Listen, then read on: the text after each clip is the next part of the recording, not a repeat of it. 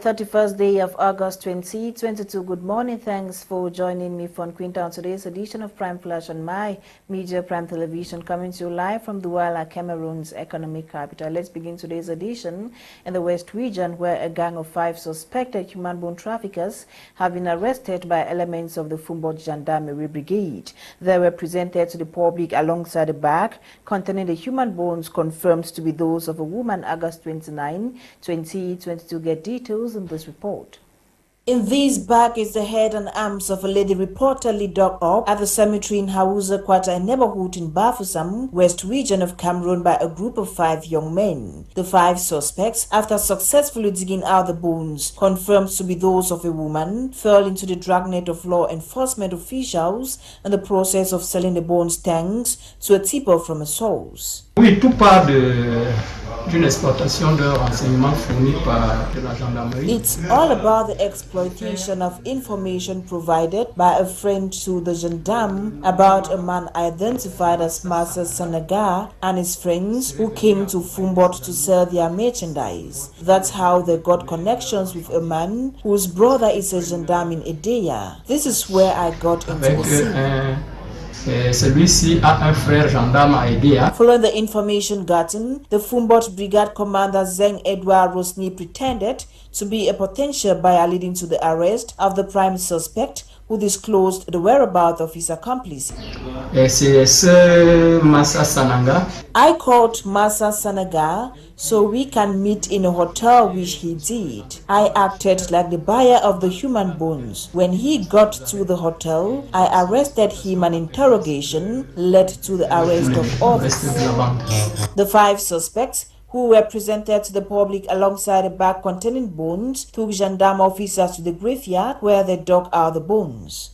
Brigade Commander Zeng Edouard thanked the population for trusting law enforcement officials. C'est grâce à la population que nous avons pu mettre. It is thanks to the population that we laid hands on them. I want to thank the population for their confidence, cooperation and collaboration. We will do the rest.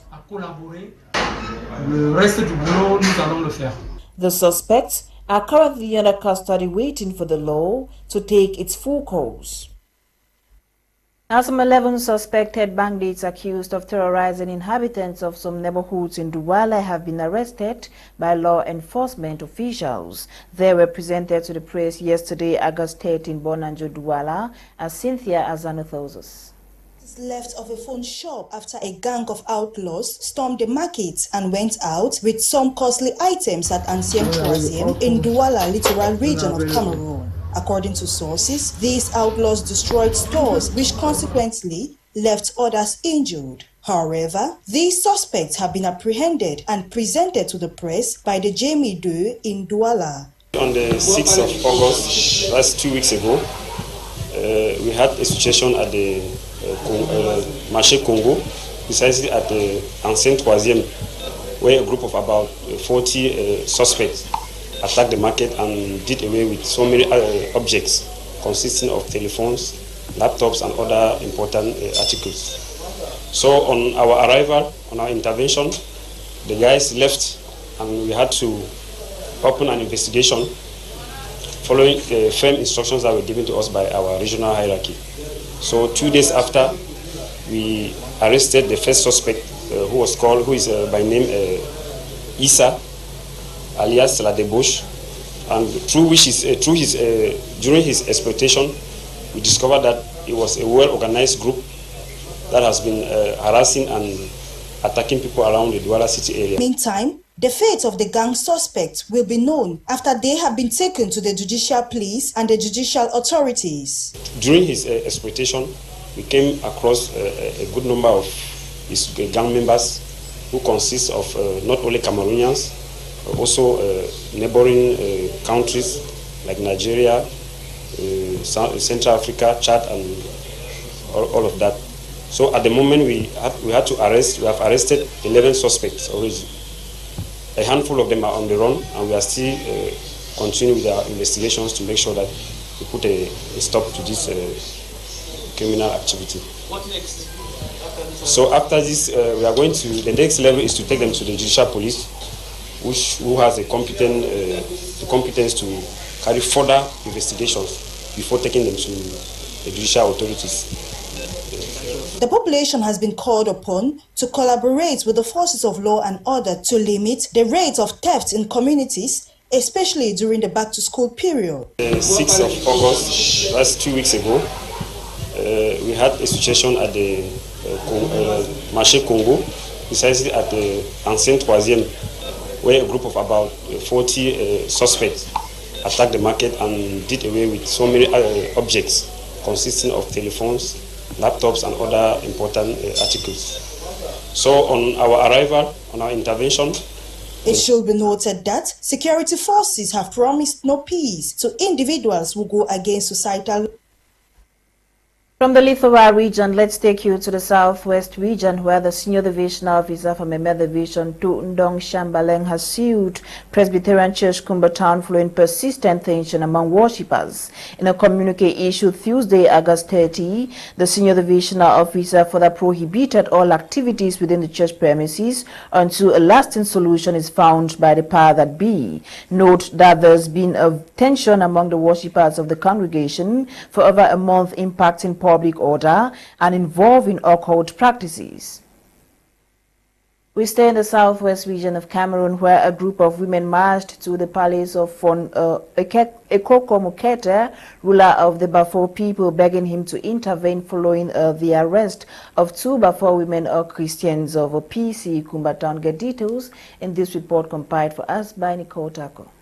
Some of the women in the Presbyterian Church Kumba Town could be seen tabling their complaints to the paramount chief of the Bafo land in Kumba. Seated on the floor, they say enough is enough as they can no longer condone the ongoing crisis in the church. Stand for profit, all their messages and their songs and communication points. They don't tell me how Bafo they don't do anything.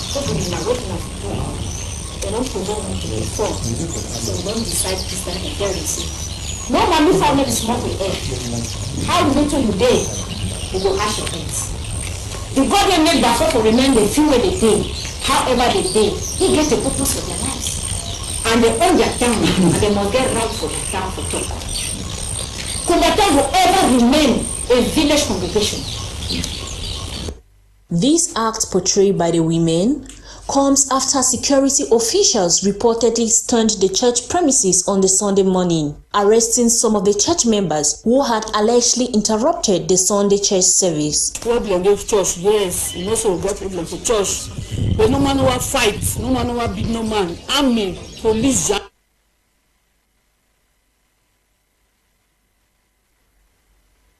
The delegate at the presidency in charge of public procurement, His Excellency Ibrahim Taba Mala, has presided over the 21st edition of the Excellence Award to 93 students from Mayo Sava Far North region of Cameroon who have distinguished themselves by their hard work during the past school year. Eileen Sama with details.